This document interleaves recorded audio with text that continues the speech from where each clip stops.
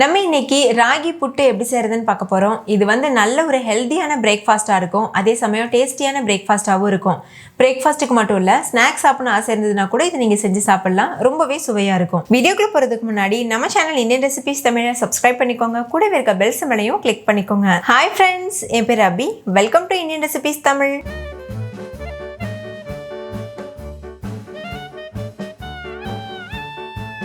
First இந்த recipe பண்ணுறதுக்கு 2 cup அளவு ராகி மாவு எடுத்துக்கோங்க, அதாவது கேப்ப மாவு எடுத்துக்கோங்க.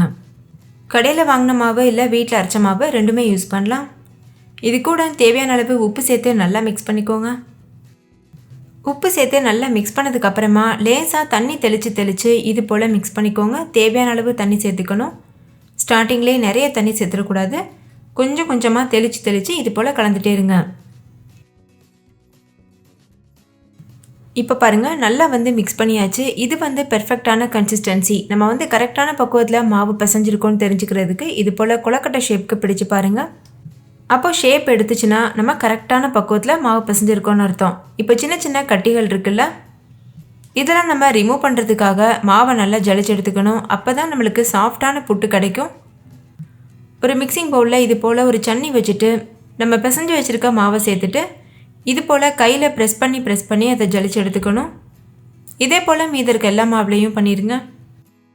இப்போ பாருங்கள், மாவு எல்லாத்தையும் நல்லா ஜலிச்சு எடுத்தாச்சு. நல்ல சாஃப்டான மாவு கிடச்சிருக்கு.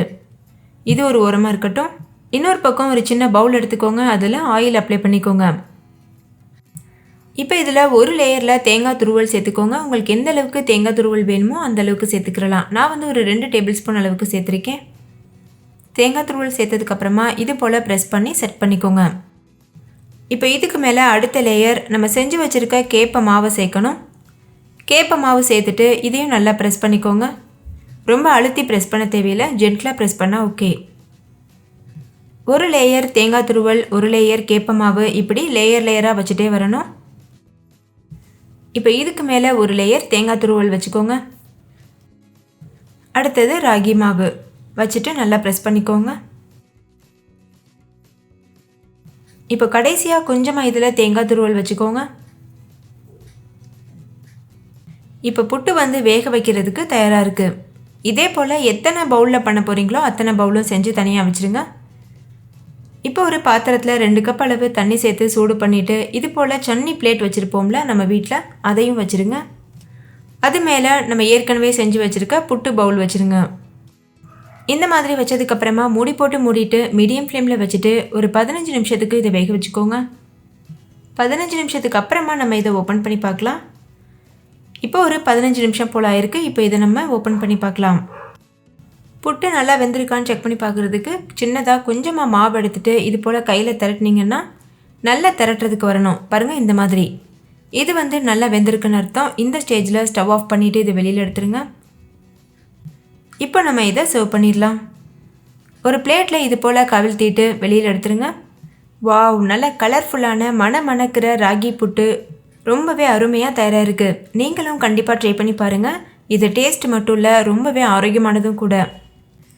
இது வந்து வெல்லம், நல்லெண்ணெய், நெய் இது கூடலாம் வச்சு சர்வ் பண்ணும்போது ரொம்பவே பக்காவாக இருக்கும். எனக்கு வந்து நல்லெண்ணெய் கூட வச்சு சாப்பிட்றதுக்கு இது ரொம்பவே பிடிக்கும். உங்களுக்கு நெய் பிடிக்கும்னா நீங்கள் நெய் கூட சர்வ் பண்ணலாம். இப்போ கொஞ்சமாக இதில் வெல்லம் தூவிக்கிறேன். இதுக்கு மேலே கொஞ்சமாக நல்லெண்ணெய் சேர்த்துட்டு நல்லா இதை பிசைஞ்சு சாப்பிடும்போது ரொம்பவே டேஸ்டியாக இருக்கும். நல்ல ஒரு ஃபில்லிங்காகவும் இருக்கும். நல்லெண்ணெய் வந்து சுத்தமான நல்லெண்ணெய் யூஸ் பண்ணுங்கள். அதே மாதிரி வெல்லமும் சுத்தமான வெல்லம் யூஸ் பண்ணணும். இதை வந்து குழந்தைங்களுக்கு கொடுக்கணுன்னா ஒரு சர்விங் பவுலில் கொஞ்சமாக இது போல் புட்டு சேர்த்துக்கோங்க. இது நல்லா உதிர்த்தி விட்டுக்கோங்க. அதுக்கப்புறமா இதில் வெல்லம், நெய், அப்படி இல்லைன்னா நல்லெண்ணெய் இது போல் சேர்த்துட்டு நல்லா பிசைஞ்சு நீங்கள் கொடுக்கலாம். ஸ்பூன் போட்டு தரலாம். ரொம்பவே அருமையாக இருக்கும். ரொம்ப விருப்பப்பட்டு சாப்பிடுவாங்க. நீங்கள் வெல்லத்தை துருவி சேர்த்துக்கிறலாம். பாகு வெல்லம் யூஸ் பண்ணுறதா இருந்தால் நசுக்கி சேர்த்துக்கோங்க. நான் வந்து இங்கே பாகு வெல்லம் தான் யூஸ் பண்ணியிருக்கேன். ஸோ ஃப்ரெண்ட்ஸ், இந்த ஹெல்த்தியான டேஸ்டியான பிரேக்ஃபாஸ்ட் ரெசிபியை நீங்களும் கண்டிப்பாக உங்கள் வீட்டில் ட்ரை பண்ணி பாருங்கள். இது ரொம்பவே டேஸ்டியாக இருக்கும். வீட்டில் இருக்க எல்லாரும் மறுபடிக்கும் செய்ய சொல்லி கேட்பாங்க. ஓகே ஃப்ரெண்ட்ஸ், இந்த ராகி புட்டு எல்லாருக்கும் ரொம்ப பிடிச்சிருந்தா லைக் பண்ணுங்கள், உங்கள் ஃப்ரெண்ட்ஸ் கூடயும் ஷேர் பண்ணுங்கள். நீங்களும் வீட்டில் செஞ்சு பார்த்துட்டு டேஸ்ட் எப்படி இருந்ததுன்னு கமெண்ட்டில் சொல்லுங்கள். தேங்க்யூ, பாய்.